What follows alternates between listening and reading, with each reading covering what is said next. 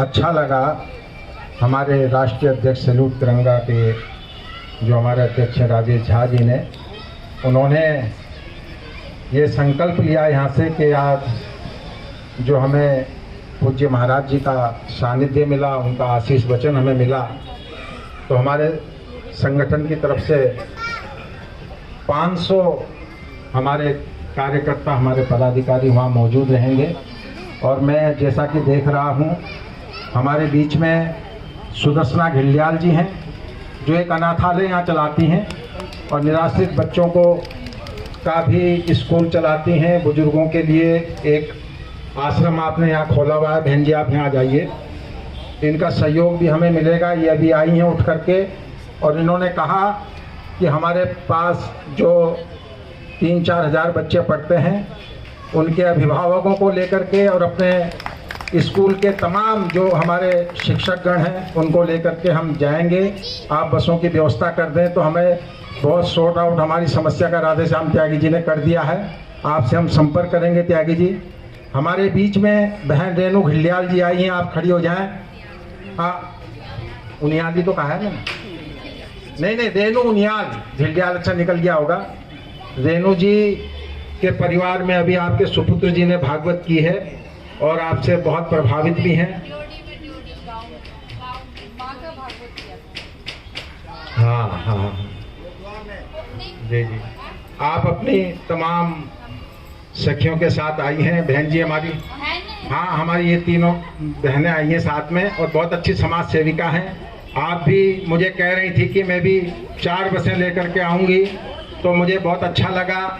और हमारे बीच में हमारे सागर रावत जी बड़े अच्छे समाज सेवी हैं और बल्कि राधेश्याम जी के पड़ोसी भी हैं, उसी वार्ड से हैं। और सागर रावत जी, आपका भी सहयोग मिलेगा। आप भी यहाँ जो है आएँ और बताएं कि आपके लिए कितनी बसों की व्यवस्था करनी है। आज मैं ये प्रसंग इसलिए कह रहा हूँ कि एक महात्मा सत्संग करते थे। अब वो सत्संग करते थे तो बहुत सारे लोग आते थे सत्संग में। तो एक व्यक्ति रोज सत्संग सुनने जाता था। तो एक दिन वो कहीं चला गया, तो उसने अपने बेटे को भेज दिया कि बेटा आज मैं बिजी हूँ, मैं व्यस्त हूँ, मेरे बदले सत्संग तुम चले जाओ। अब वो सत्संग गया तो वहाँ महाराज जी तो बहुत अच्छे प्रवचन कर रहे थे। तो उसने एक बात वहाँ से सीख के आया। महाराज जी ने कहा कि अपने जीवन में जो भी तुम कमाओ उसका 10% परमार्थ में खर्च करना चाहिए। अब वो एक बच्चा वो बात सीख करके वहाँ से घर आ गया। दुकान उसकी खलचूरी की दुकान थी। खलचूरी समझते हैं आप लोग? पशु चारा जिसे बोलते हैं। तो वो बच्चा दुकान में बैठा हुआ था, इतने में एक गाय आई और गाय ने खलचूरी की बोरी में मुंह दे दिया। अब वो खलचूरी खाने लगे, बच्चे ने उसे भगाया नहीं। तो वो पिता उसका देख रहा है। पिता ने कहा तू अंधा हो गया, तुझे दिखाई दे रही है कि ये गाय जो है खलचूरी खा रही है, तुझे भगा नहीं रहा है। बोला पिताजी आपने मुझे सत्संग भेजा था और वहाँ महाराज जी ने कहा कि अपने जीवन की 10% कमाई को दान देना चाहिए, इसलिए मैं इसे भगा नहीं रहा हूँ। बोला नालायक कहीं का, मैं तो रोज जाता हूँ, इस कान से सुनता हूँ और इस कान से निकाल के वहीं छोड़ जाता हूँ। तो कहने का मतलब ये है, गुरुजी ने इतना कहा तो हम चाहते हैं कि उसे अमली जामा भी पहनाएं। हम ये बातें सुनकर के यहाँ से घर ना जाए उसके तरह की, इस कान से सुना इस कान से निकाल दिया। इतना बड़ा कार्य गुरुजी अपने लिए नहीं कर रहे हैं, ये हमारी आने वाली संतति के लिए काम कर रहे हैं। भारत की प्रतिष्ठा, मान सम्मान, विश्व गुरु को बनाने के लिए काम कर रहे हैं। उनका पुरुषार्थ देखिए आप, उनका त्याग देखिए, उनकी तपस्या देखिए।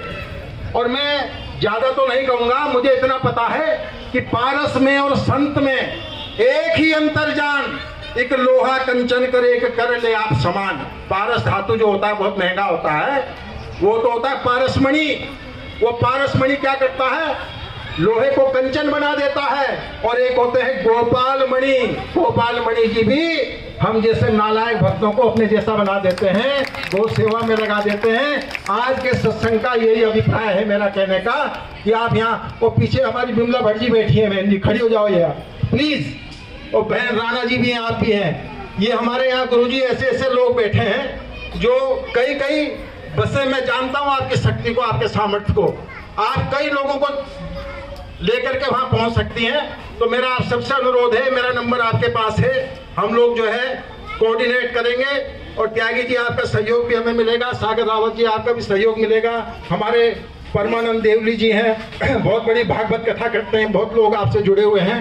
हम सब लोग आज यहाँ संकल्प लेके जाएं कि आज जो हमारे बीच में इतने बड़े महात्मा संत पुरुष के हमें जो है सानिध्य मिला है, उनके लिए हम उनके लिए काम नहीं कर रहे, इस राष्ट्र के लिए काम कर रहे हैं। और गौ माता का संरक्षण होगा तो इस राष्ट्र का भी संरक्षण हो जाएगा, इस राष्ट्र की संतति का भी संरक्षण हो जाएगा। ऐसी तमाम बड़ी खबरों के लिए बने रहे अखंड भारत टीवी के साथ। चैनल को लाइक कीजिए, शेयर कीजिए, सब्सक्राइब कीजिए।